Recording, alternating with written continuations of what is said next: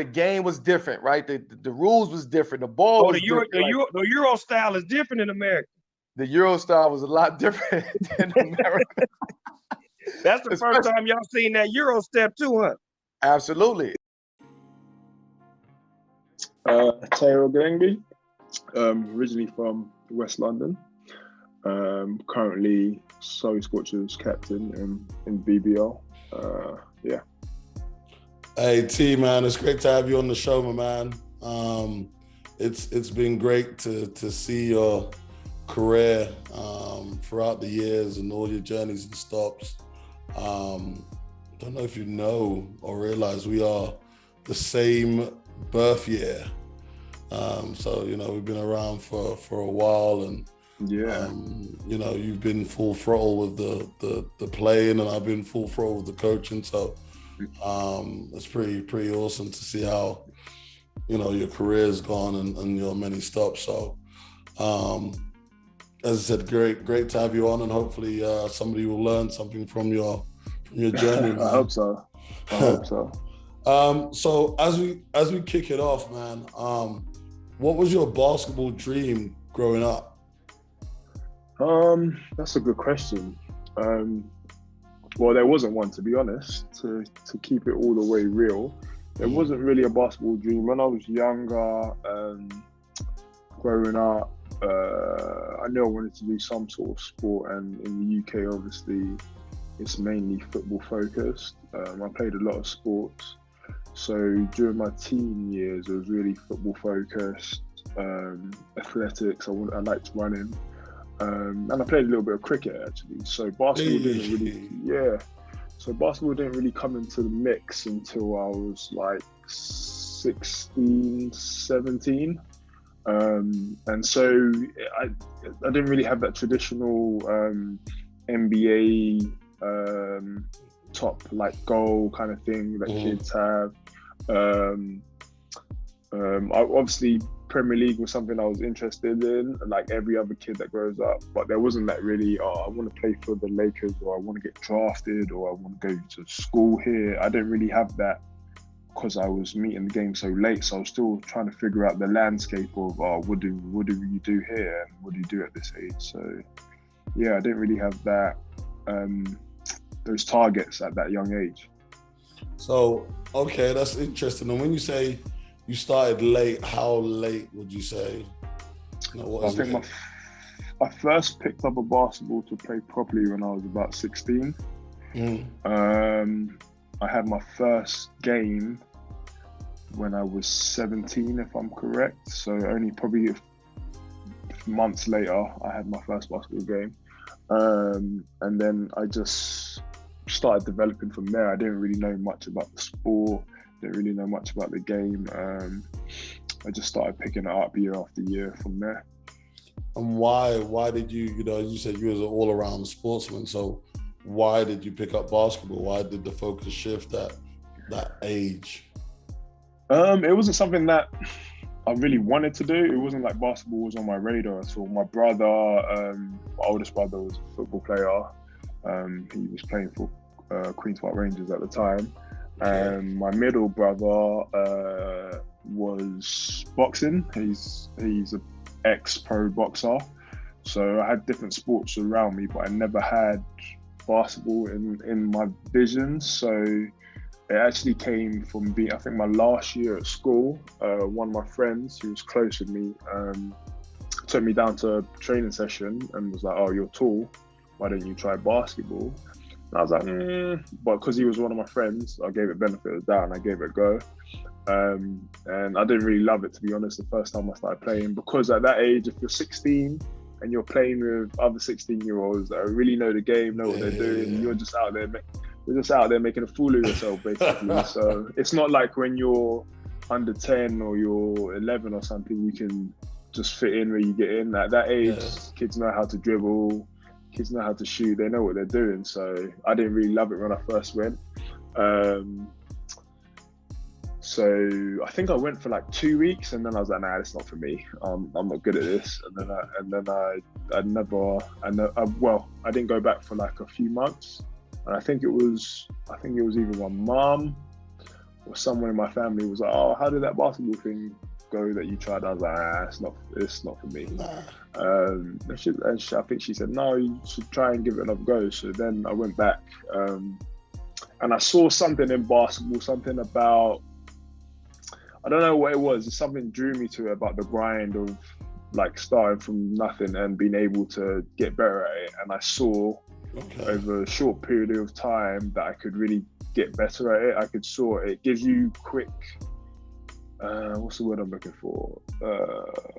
It gives you like a quick like gratification. Like if you get better at something, especially if you're starting from ground zero and you see yourself get better at it, and you can go away and work at it. It's a sport where you can really like go away and improve and then come back to a situation. The situation will be different. So that's one of the things I really loved when I started playing basketball, and I still love it till today. Like there's still things at my older age, there's still things I'm learning, there's still moves I'm mastering.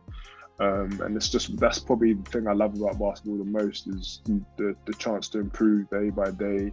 Even if things go, your quickness goes, you can improve something else. There's so many aspects of the game in terms of skill that you can keep working on and master that can improve your game. So I think that's one of the things that kept me going at it when I was younger. I was seeing quick, rapid improvements, catching up with people that have been playing for a long time. So yeah, then I ended up sticking with it, and the trajectory continued. Nice. And it is a bit like that, you know, when you're, I think sometimes when you find yourself doing something, you're like, you know, like when you're shooting, you know, when you're learning to shoot, and like I hit side rim and hits the back rim, you're like, just a little bit. Yeah, you can figure it out as you go along. Yeah, you can make your own changes as well as you go along, and it's rewarding when you're doing that. You're shooting 10, 15, 20, 30 shots and they're off, and then you're like, oh, what if it's hitting the front rim, like you said, let me just put a little bit more power on it. Now you're making 3 out of 10, 4 out of 10, 5 out of 10, then you're like, oh, okay, this works. Now you'll keep going. You're physically seeing it as you're working. So that's one of the things that I love about the game. Definitely.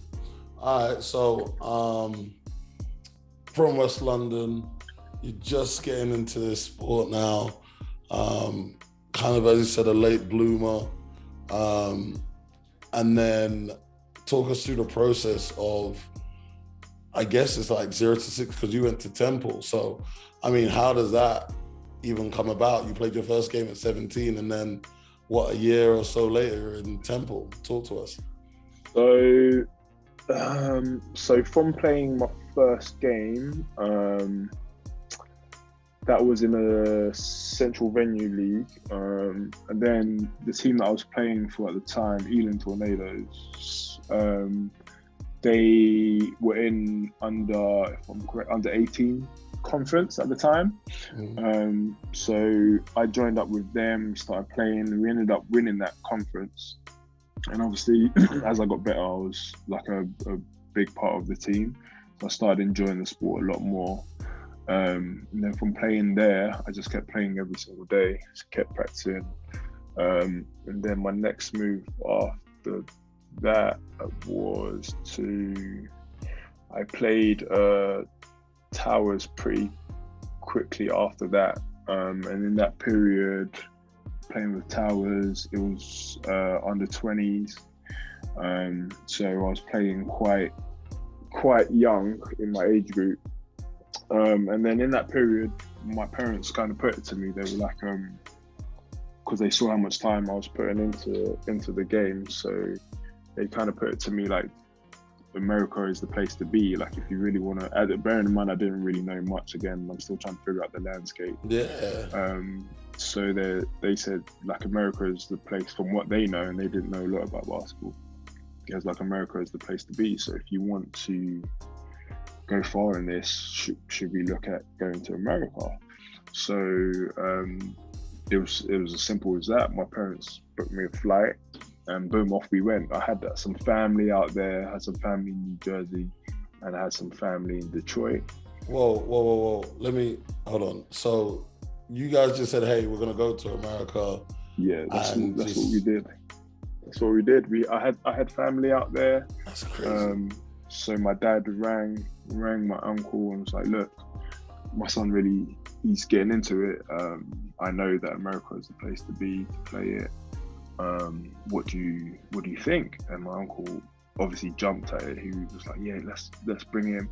My uncle started making calls. He called a few schools out there, and he was in the New Jersey area. So I was in New Jersey for a period of time, and I was in Detroit for a period of time. So we looked at a few schools there, and I had a few tryouts with different schools, different community colleges.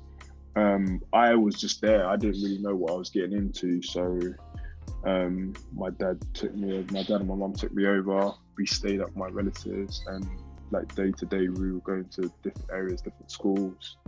And Temple was one of those schools that my uncle approached, and they were good over there. They were super good over there. We went down because it's not a far drive from where we were in New Jersey, and I just remember going there and seeing the facilities and being like, whoa, this is different. This is like another world.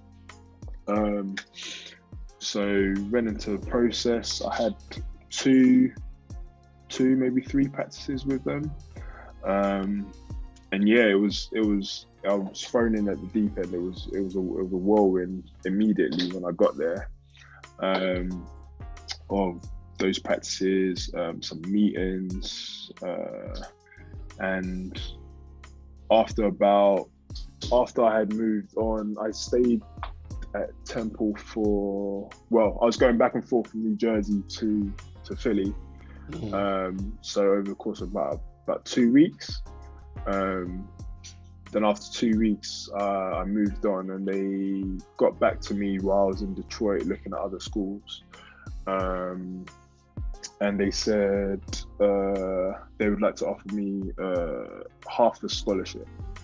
So half the scholarship at that time was still relatively a lot of money. So I took my time. I took my time in America, and I stayed to try and figure out my options. At the time, my options were pretty slim because I would have been an international student.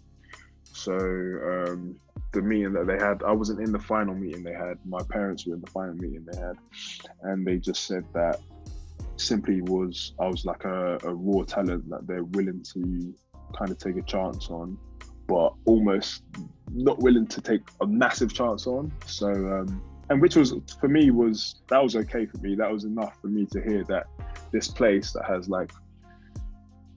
it was literally like two massive main roads of buildings is willing to take that kind of chance on me. But then it just simply came down to finances. Like, it was the fee would have been 20K plus as an international student. So even on the half scholarship, we're still talking a lot of money, and my parents at the time weren't financially able to back that for me. So it became a thing of, what do I do now? Do I try and find the finances while I was out there? But it wasn't to be. So we ended up, I managed to stay with my visa, my visiting visa. I managed to stay for the whole 3-month period, working out and doing different things here and there, and trying to make the situation work. But it was too much of on such short notice, was too much of a thing to hold. So my dad put it to me. He said, what do you want to do? Do you want to, because he was like, I've got to go back to, I've got to leave, I can't be here with you. So what do you want to do? Do you want to stay and hopefully you'll try to figure something out, or maybe this temple will be able to make something work, or do you want to come back home and we'll look at a different path for you? And I was like, it took me a while, but I was like, let's go back home, because I don't want to be out here without my parents and without the knowledge and the landscape of the land, without the landscape of the land, and also put myself in a difficult situation in terms of my visa as well. So I was just like, let's go home, and that promptly, I think there was some more conversations had from overseas, but I think that promptly ended the what do you call it, the American dream for me. So after that, I had a few more stints, or a few more coaches looking at me, but I really, from that, what I really took away was, all right, I've got to go and take this sport seriously. If it's something I want to do, I've got to go away and really take the sport seriously. If a university or establishment like that can think that I can do something with this, I have to go away and gave you some motivation. And push for it. So that's how long and how quick my college experience was. So you go over there and they see you practice, they sign you up. So do you enroll in any classes? Are you? Nope. None of that at the time, because that would have all had to have gone through like a separate I don't know, faculties or whatever it is. I was just there for basketball purposes initially. I want to try out. It was through my uncle had contacted someone through their sports department, so I hadn't gone through the educational part of it at all. Okay, so you wasn't an enrolled student, but they no. Okay, gotcha. So gotcha. if I took the half scholarship, that's when they would have followed through and taken my academic stuff and sorted it all out. So, but without that money, there was no chance. I think my parents were hoping that after maybe one or two more practices that they might change their mind, but it wasn't to be. I think the team that they had at the time was pretty set as well, so I don't think I would have been coming in to make any splashes straight away. So I think they kind of knew what they were doing. Now that is interesting. I've never heard in all my years. I've never heard a situation of the extreme leap of faith, right? Like for your parents to go, "Hey, let's just go." And from my understanding, you can correct me if I'm wrong, you didn't have any mentorship from anyone that's already been through the process from England side. No coaches saying, "Hey T, I've got to connect," or everyone, it was just a case of your parents believing in you, and you had some family over here, and so that was like real solo and real, I guess, 0 to 100 with, excuse the cliche, but like going and committing all of that. That's crazy. That is wow. I think at the time, like I said, I didn't really know. When I look back at it, I didn't know a lot of people in basketball at the time, other than my coach at the time. And my parents could see that I was trying to take it seriously. So them having my back, I think that's what they thought the next. I think at the time I didn't even know that people were going from the UK to America to go to school. I didn't know that until I come back to the UK and like did some research and figured out, started to understand the landscape. So it was really, really, really early on in my basketball journey that it happened. So it was I wouldn't say it was a bump. It was more of like a learning curve and more of a pivotal point for me to be like, okay, is this where basketball can take me? Is this what I can do? I didn't know at the time what basketball could do for me at the time. For me, it was just I like playing it. I was really enjoying it because again, NBA wasn't really that accessible to me at the time. I think at the time I remember it being on like Channel 5 or something really late at night. The middle of the night. So it wasn't really something.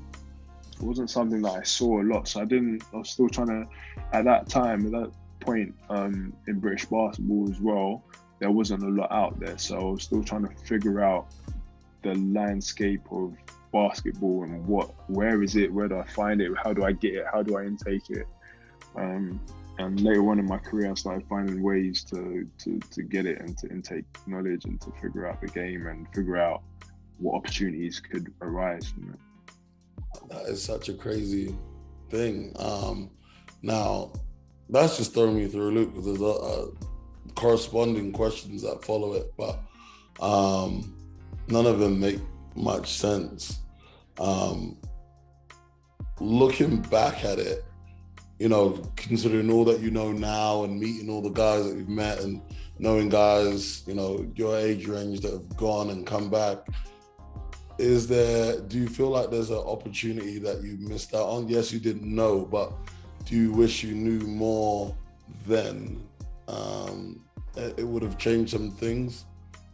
100% there's an opportunity that I missed out on. I mean, that's the college experience, isn't it? If anybody doesn't go to college, you've missed out on that experience because that's an experience. So, but I don't really have any. I think the way it happened for me, I think it's better that it happened that way because at the time I didn't really know what I was missing.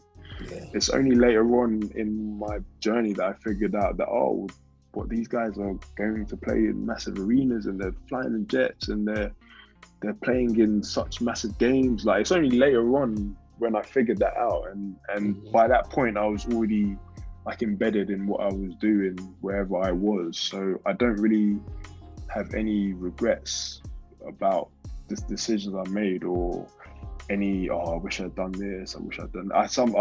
I always have teammates that come from America and say, man, you never played in college? Like, if you played in college you would have done this. I'm just like, well, I don't really know because I mean, it wasn't really for me. That's not where my path took me. So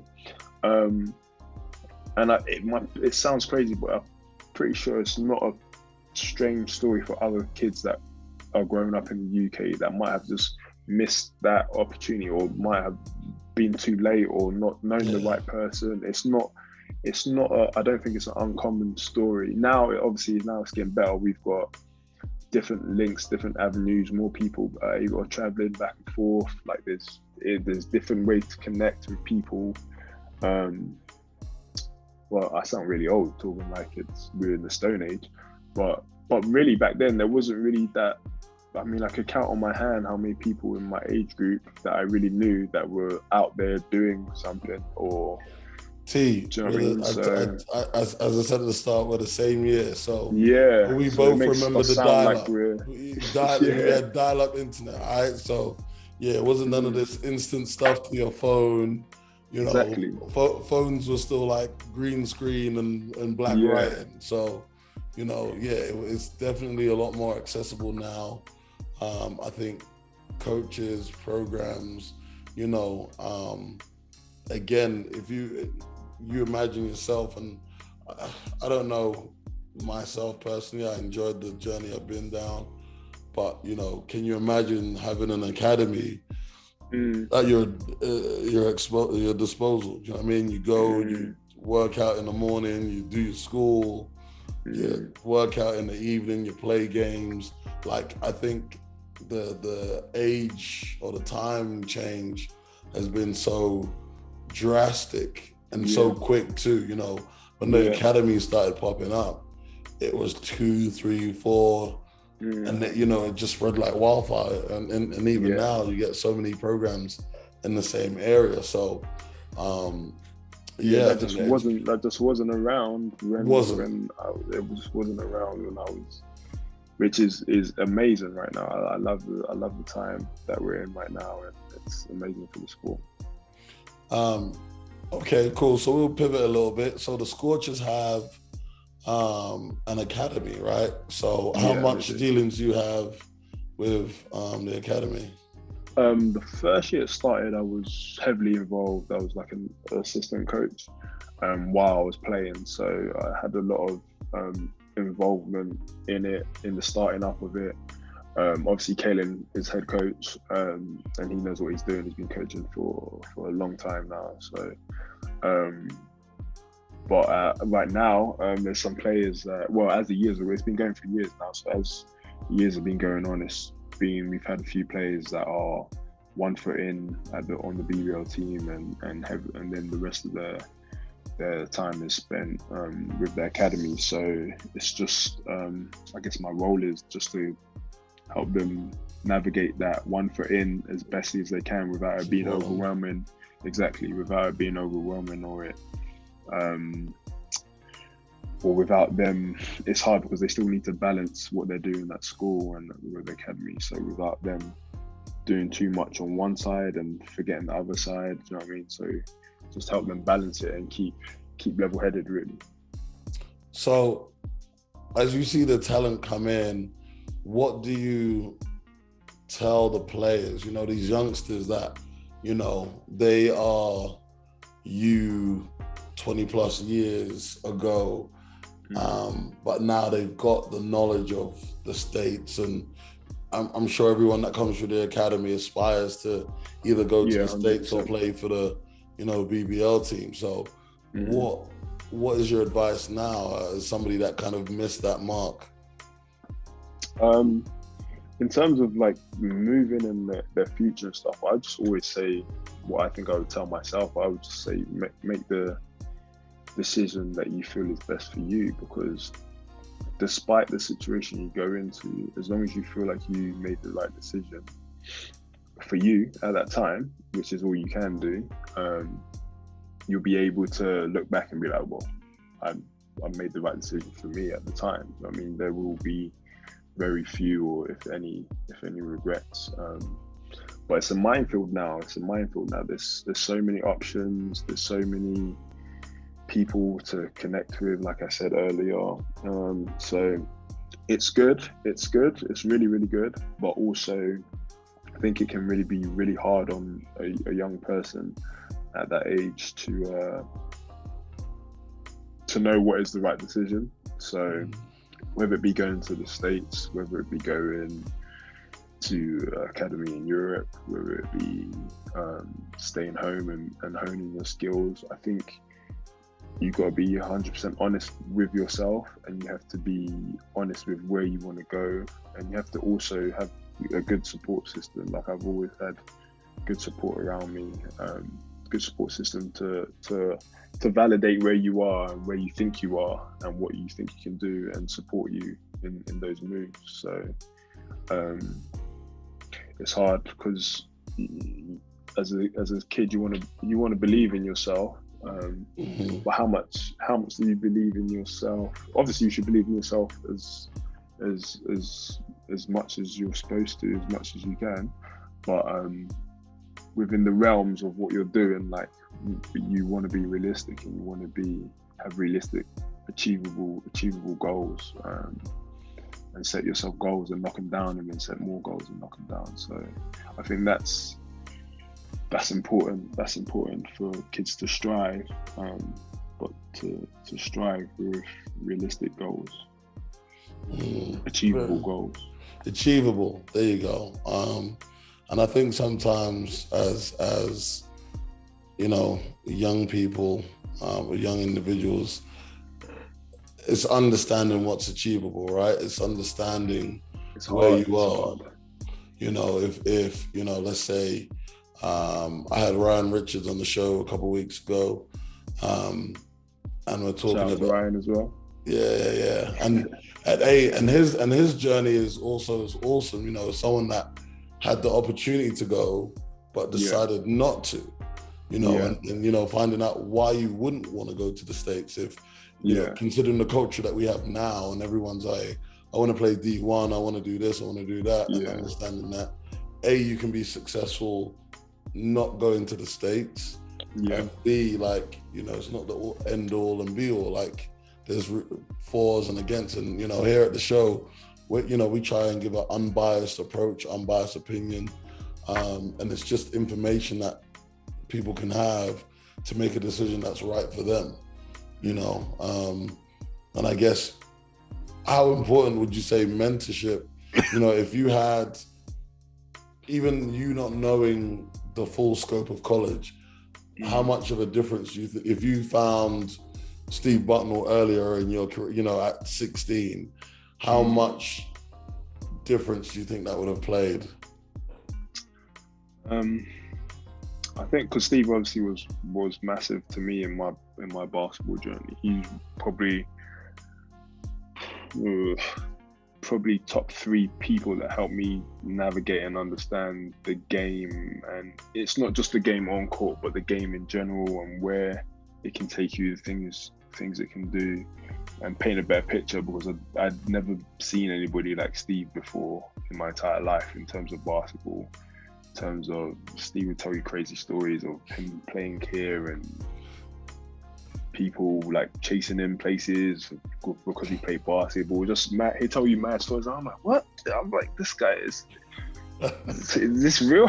Like, I'd never heard these stories before. So he was one of the. So it's hard. I don't know if I had met him before, and the knowledge he'd given me I had earlier, maybe when I was in my early teens, would things be different? Would I know different things? I don't know. It's hard to say. I think it's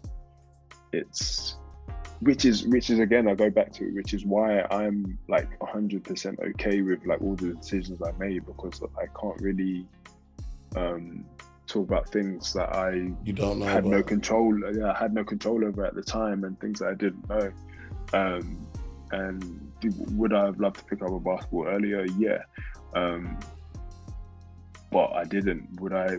If someone gave me a basketball when I was 5, I'd probably be like, "What is this? Like, what am I doing with this?" You know what I mean, so all these things, like they all fit into each other, like perfectly. I feel like my basketball journey has just been like a step after step after step that has just fallen in. It's not been something that I've written. It's not been something that has been calculated, or I've said that I want to do this and do this. It's just been things that have organically fallen into place, step after step after step. Even till now, till today, it's just things that are falling in place, and that's how my career and my journey has gone. Obviously, kids that are listening and kids that are watching, it's without a doubt, like the goal should be to strive to play basketball in the best place you can learn the game, and the best place, the highest level possible. And there's no doubt that is, obviously at your age, would be a D1 or D2 or whatever it is school. So obviously that is, at that age, that's your pinnacle of where you should be and where you should strive to. But that doesn't mean if you can't get there for whatever reason, that there isn't another avenue that can't take you there, or there isn't a different situation that might be better for you. So it's all on the individual and the circumstance and the situation you find yourself in. So I mean, it's obviously last season I spent the majority of the season with Cameron Hildreth, who's now gone to Wake. So I've had the experience of him asking me like, "Oh, how do you think it's gonna be?" And I've just been like, "Look, like, it's basketball at the end of the day. If you go out there, they want you there, so they want you there for a reason. If you go out there and work hard and do the things that you're supposed to do, the game will take care of you like it's supposed to." So it's interesting for me having him on my team, and him being a talent on my team, and me having to mentor someone else that's going into a different situation. He's not going. This is not his first year pro, and he's now saying, "How do I perform at a high level consistently at the pro level?" He's saying, "How do I prepare myself at this pro level to go to college, to go to a good That's college?" crazy, yeah. You know what I mean? So now, as a leader, as a person, as a mentor as well, I'm having to switch my brain a little bit and be like, "Oh, well, I haven't fully been in that situation that you're going to, but the game is still the same, and the basis of what we do here is going to be the basis of what they do over there. So if you attach yourself to the right things and good habits and all those things, like you're gonna be successful. There's no way. The game rewards hard work and it rewards all those good things. So yeah. That's crazy. Yeah, I didn't even think of it from Karen Hildreth's point of view in terms of looking at it like I've played pro and I'm going to college, which, you know what I mean, across whatever, you know, some might argue, you know, you play in one of them big conferences, it can kind of rival pro or, you know, BBL at some level. Of course, and they're two different games. The I guess we are classed as the European basketball game, and the college D1 game is two totally different basketball games. The way it's played, the roles of people on the team, like the roles on people on a college team will be probably evenly spread to a certain extent depending on who's on that team. Yes. The roles on a professional team, it's not a charity sport. It's not equally spread. Like there's people on the team that are brought to the team solely to do a couple of things, and other people on the team have more free reign, and other people on the team are somewhere in the middle. So it's two different games he's having to master in a short period of time. So that's church, man. That is preaching.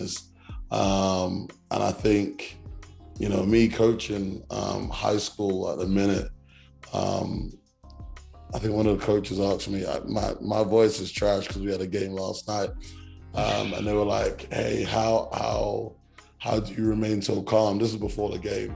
So how do you remain so calm? And I'm like, hey, we're in high school, like the level of knowledge at this age, the development, like they're still pretty raw. They're still like figuring things out. They're figuring their lives out.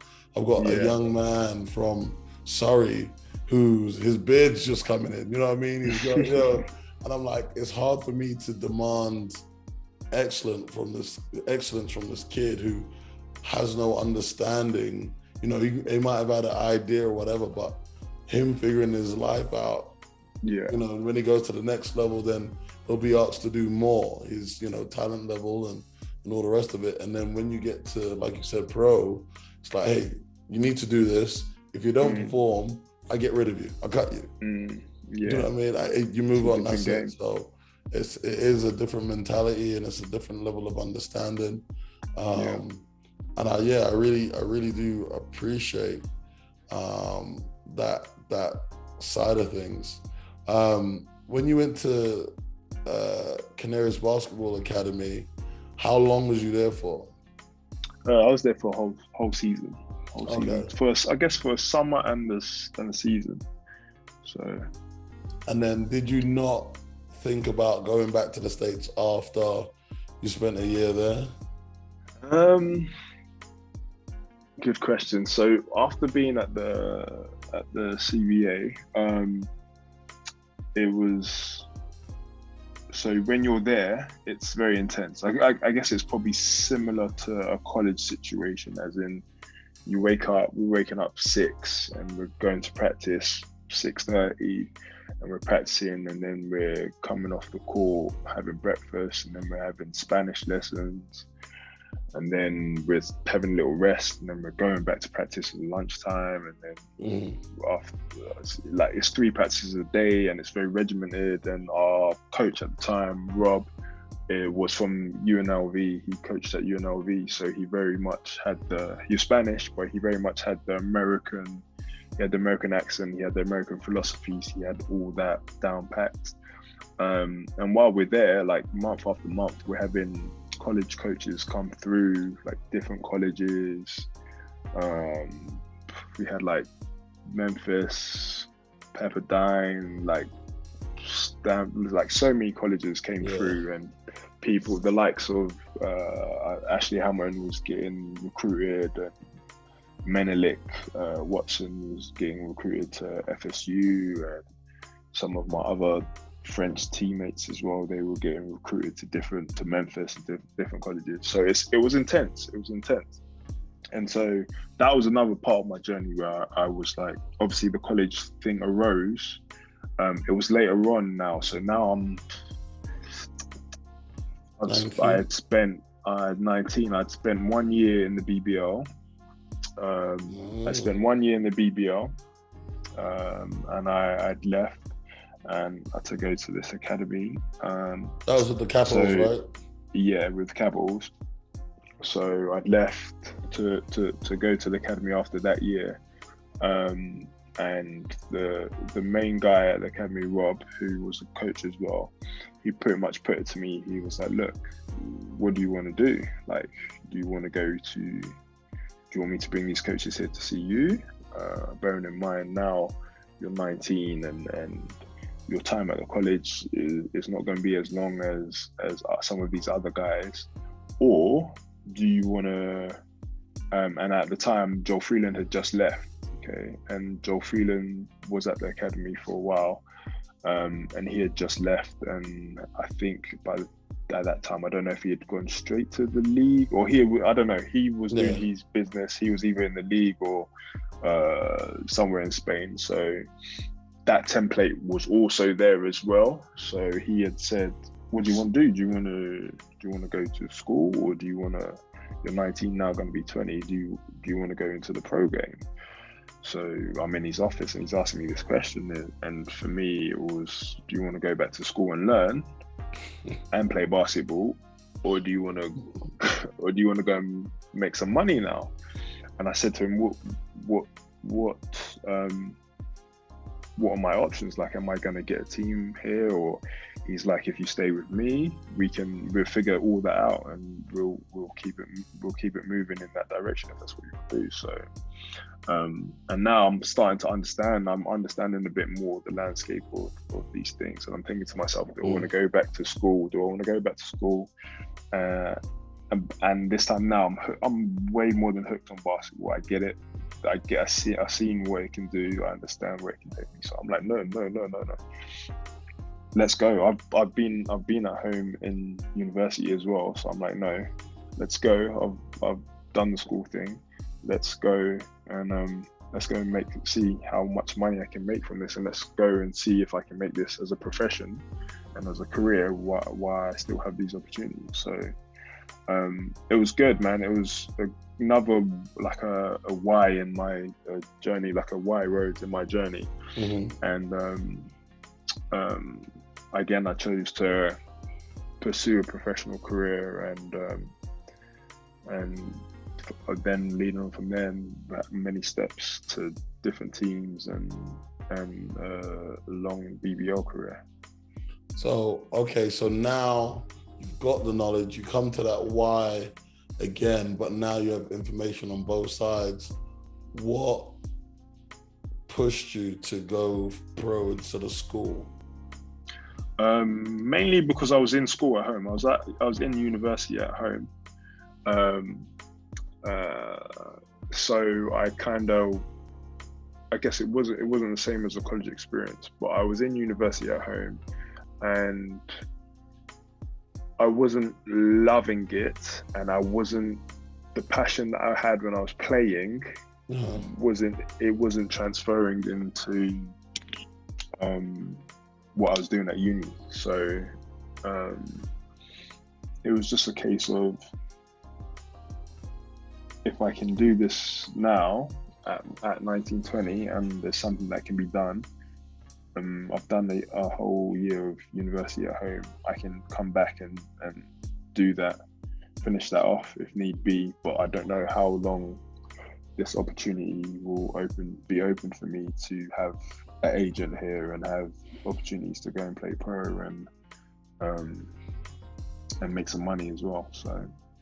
I guess, and when you lay it out like that, I mean, I was 26 when I got my bachelor's, so you can always go back and go to school, but your athletic ability, as an athlete, your window is only so big, right? So that makes sense.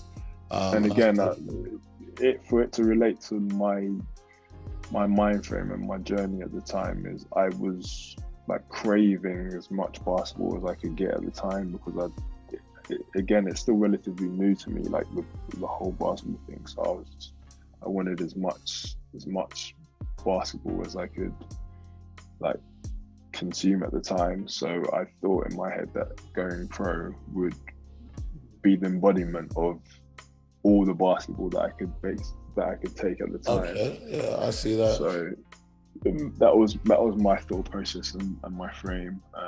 And obviously making money doesn't hurt any situation. So yeah. Doesn't dissuade you from taking the option. Especially being 19, 20 and being out, and I guess there's a lifestyle that goes with it, right? So you have the label of school and classes and kind of being somebody who's responsible for you kind of thing, not making your own decision. And then you're like, hey, I can be a pro, I can make my own money, I can go here, go do this, be my own man almost. So I guess that would definitely come into question coming into making your decision at that age. And then I guess it's as you said, you had the pros and cons. You're like, hey, I want to be my own man and make some money. So so where does obviously we're not saying you finished your career or you're looking to retire anytime soon, but as you reflect on where you are now and those things, understanding you could have gone back to college, but then you've also had this awesome career. I wouldn't say regret, but do you ever think about what it would have been if you went to school after being in the CBA? I only really think about it if someone asked me, like you are doing now. I don't really. It's not like I'm laying up at night like, oh, I should have gone to college. No, I've never really done that. I've never really done that, if I'm being honest. But obviously, like I said before, like sometimes I've got teammates ask me like, oh, how come you never went to college? Or like, my coach would have loved you, or all these kind of things. And it crosses my mind, but being so, like, it's weird. My journey in basketball, I keep saying it, but it's been so like step by step by step, and so like every journey is like almost like a surprise to me. Like, oh, I can do that. Oh, I can do this. So I've never really regretted, because I didn't really know the steps I was taking were there. Like, I didn't know I could go to America and someone would offer me a scholarship. I didn't know that I could play pro at like 18, 19 and be really good. I didn't know that after that year that GB would call me up and say, come and play under 20s. I didn't know and I couldn't fathom like any of these things. So every step for me, like when I'm getting those calls or someone's telling me like, look, I'd like you sign this contract, I'm like, oh, like every step was like an eye opener. Like I even said till present day, like every step I have in basketball, I'm still like, when I signed at the Scorchers and they said to me, we want you to be the captain and we want you to lead this team. I'm like, what, me? Do you know what I mean? So, I mean, every step I'm just like grateful and like humbled by everything that has happened to me in my career, because I never really saw like a 13, 14, 15, 16-year-old, I never really saw this kind of path for myself. And I think like I've managed to forge it out, but a lot of it has been like just been there, and I've made these decisions, and it's curved and it's carved and it's curved and it's taken me where it's taken me. So I'm really, really, really super, super, super grateful to have had the career that I've had in basketball. So I'm never really that guy that's like, oh man, I wish I went to college, because the career I've had already, I'm like, wow, I never saw this happening. I never saw. If you like fast forward and told me like when I was 15 that by the time you're 34 you would have played in 4 or 5 different countries basketball, represented your country, been playing pro for 16 seasons, I would have been like, what? Yeah, man, I was never believed that. So So it's hard for me then to sit back and be like, oh man, I wish I did that other thing over there. So I can't really, like my mind doesn't really work that way to think that, oh, look at that over there. But what I can say is I'm super, super happy when I see these kids going to America, and I see like Cameron, and I can see the excitement from them of them getting this opportunity, and I love it, man. I love that. But for me, that's part of the game as well, them enjoying the game. So I see that as it's weird, I can't explain. I see that as the basketball and them enjoying the basketball, because I haven't really experienced the full college situation. So it's not, I don't think I have any regrets at all in terms of any decisions I've made, because I'm still just like humbled by everything I've done. So it's hard for me to think about something that I've maybe missed out on. Or okay. Another question that I've wanted to ask us for a while. What's it like being a franchise player? What's it like being the face of a franchise, man? It's only a few guys. It's a lot of work.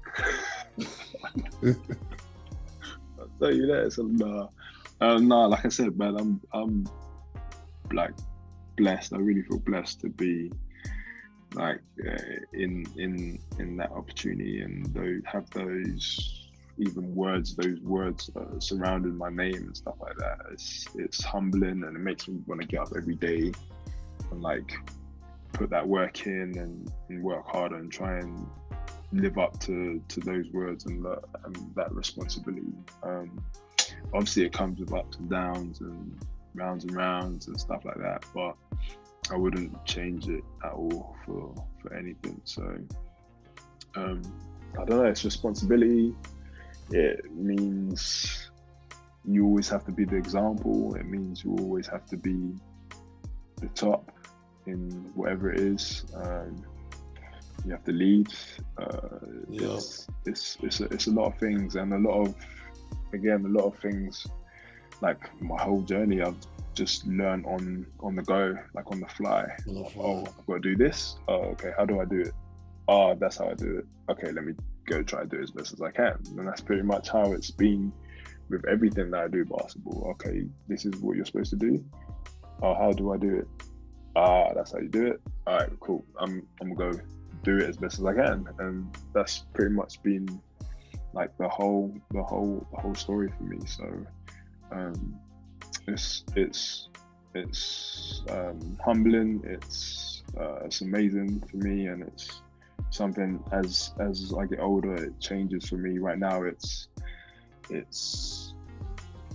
teaching my kids how to be leaders at the young age they are. If they see me talking to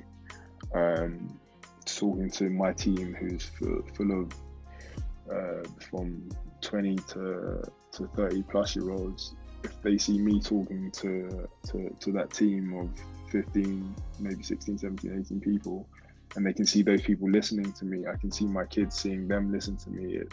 I can see the growth in their mind of them understanding what leadership is, and understanding that, oh, my daddy actually is the guy that can like control this thing. I can see the cogs turning in their brain. So it's something really, really fulfilling to me, in terms of the future and my family life as well. Nice. Controversial, you don't have to answer it if you don't want to.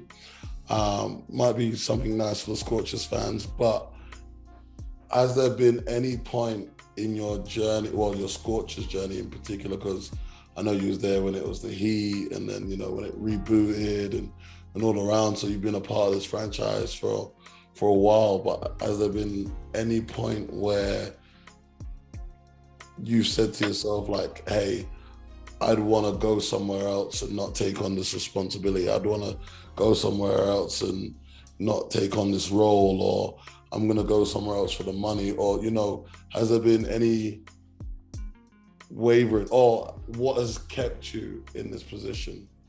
Might be a bit. It's a good question. There hasn't been any point really where I've been really close to saying, okay,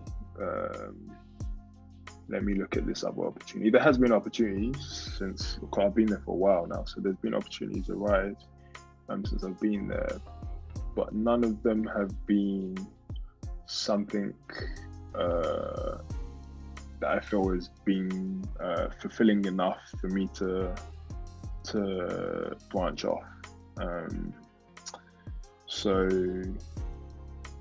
no, it hasn't really. No, nothing has really wavered me in the time that I've been playing there. I've had opportunities, but nothing has really made me say, okay, should I explore this avenue? Should I? Because I'm the kind of person that if I start something as well, I kind of want to finish it, and my work is not yet done where I'm at. So I'm not yet. It's taken longer than I planned originally for me to do what I need to do, but it's something that I'm still fighting for.